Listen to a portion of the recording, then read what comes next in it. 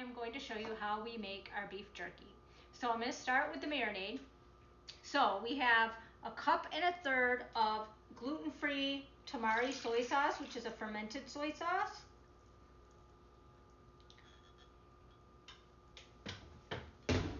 We have a third of a cup of gluten-free Worcestershire sauce.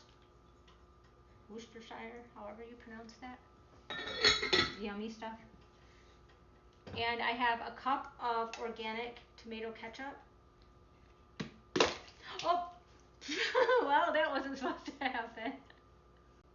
Okay, now back through the magic of television, cleaned up my mess, and we'll keep going.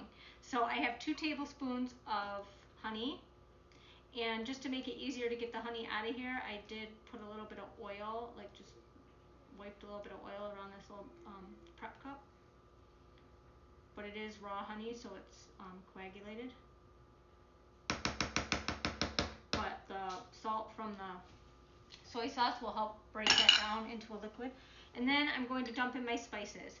I have 2 teaspoons of ground black pepper, 4 teaspoons of onion powder, 2 teaspoons of smoked paprika, and a teaspoon of cut up cayenne pepper, dried cayenne pepper flakes.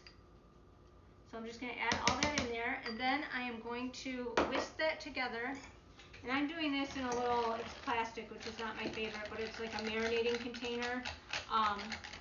That makes it easy to shake the meat around and get it all coated and put it in the refrigerator without it leaking all over. You could use a zip top bag or put it in a glass container that you have a lid for, however works best for you. So I'm just going to whisk this up.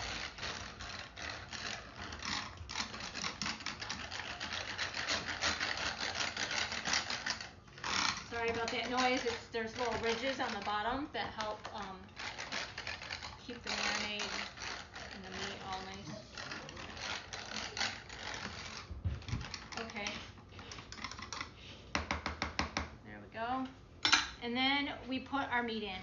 Now we are using 3 to 4 pounds. I think we have about 4 pounds of. We use cube steak. You can use other cuts if you want, but you'd want to cut it against the grain if it's not cubed. And you want to cut as much of the fat off as you can. And I just kind of put them in here. I don't know why my tongs are suddenly not working. And flip it around so that it's all nicely coated.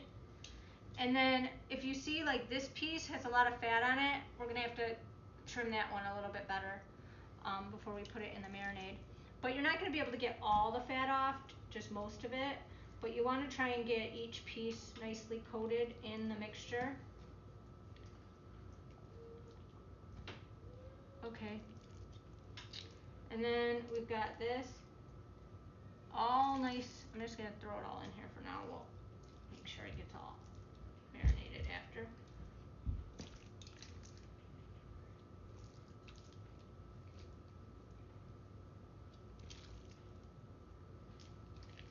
So we just cut it into about 1/2-inch strips. And this, when this is done, we keep it in a container in our refrigerator because it's not quite like completely dry like you would find like a flat beef jerky that's made from like ground meat. And we find if we dry it enough to have it be shelf stable, then it's kind of just,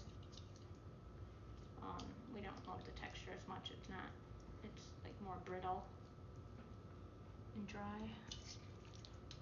Alright. So it's a kind of thick marinade. It nicely coats the meat, which gives it lots of yummy flavor when it's made into jerky.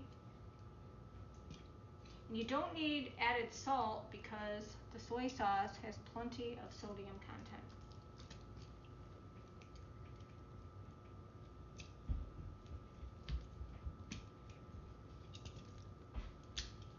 Okay, so there we go.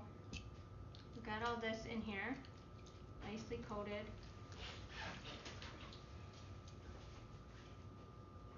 Okay, so now we just put the lid on the marinator, and I'm just going to toss it back and forth a little bit. And then we just put this in the fridge overnight. You can do like 3 to 6 hours, but we pretty much just do like overnight. And then tomorrow I will put it in the dehydrator. So I'll film that and let you see it in the dehydrator, how we do it, and then I'll show you the finished product when it's done. Just gonna drip a little from my spill, but I just kind of make sure it's all nice and coated, and then in the fridge it's gonna go overnight. Okay, so we're back with day 2 of doing beef jerky, and I'm going to explain to you how we put it in the dehydrator, and then the last segment will be the finished jerky for you to see. So we have our meat that has marinated overnight, and it really soaked up. If you can see that it's just almost translucent with the um, marinade, and it's all in there. And I just take it and lay it out on, we have the metal trays for our dehydrator. And on the bottom of my dehydrator, I have an Excalibur 9 tray. I put one of the plastic trays with they're non-stick sheets that you can buy with them. And so I put that in there to catch the drips on the bottom. And this will probably fill up about 3 of these metal racks. So you just put them, you don't really want them to touch.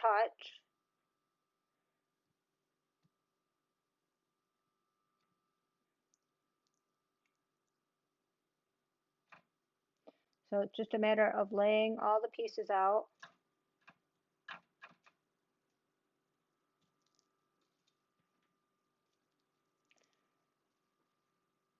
And it smells really yummy.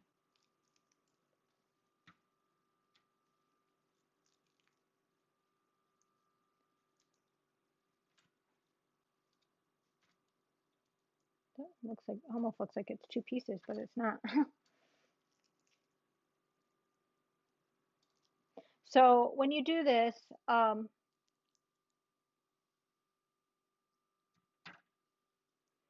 put it on the tray.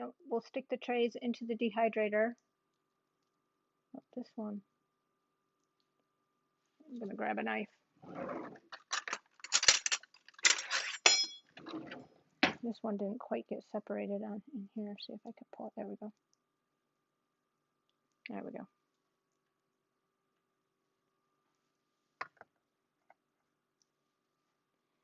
Okay. So you want them as spread out as you can. Like you don't want them doubled up on each other or on itself.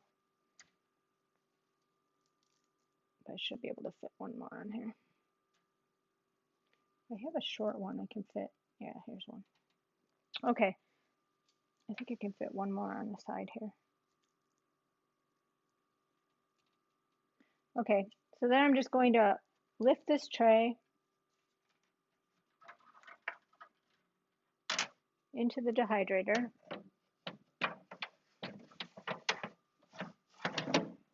Okay, and load my next tray.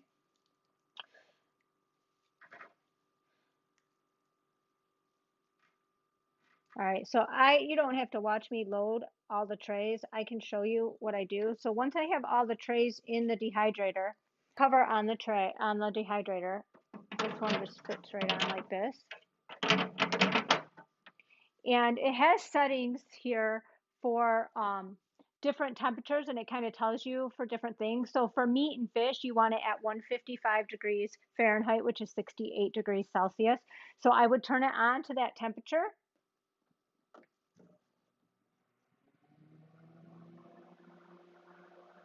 So we're right there. So then you just let it go, kind of set it and forget it. I'm going to turn it off so that you don't have to hear that over me talking. But so you're going to want to set it for at 155, and you're going to want to check it in like 6 to 8 hours. And the smaller pieces might be dry enough that you can remove them, but some of the bigger, longer, fatter ones might still need a little more time. So then you can just turn it on and check it every hour or two. And it just depends on, you know, how big your meat is, how wet it is. The humidity for that day can affect how well it dehydrates. So anywhere from 8 to 12, 15 hours generally. You don't want it so dry that it's like brittle. I mean, you can if you want. We don't like it that way. We like it where it's still a little bit, It's very chewy, but it's still able to be chewed and like sort of tender. Um, and it so we just when we're done with it, we just stick it in a container and keep it in the fridge, and it only lasts. I mean, my kids eat it like crazy.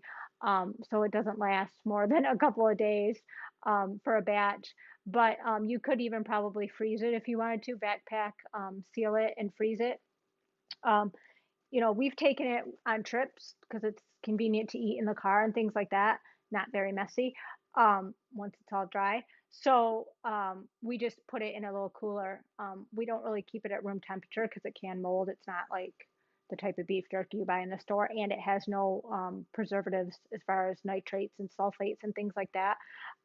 Just the sodium from the soy salt, from the soy sauce. So that's not really enough to keep it, shelf stable.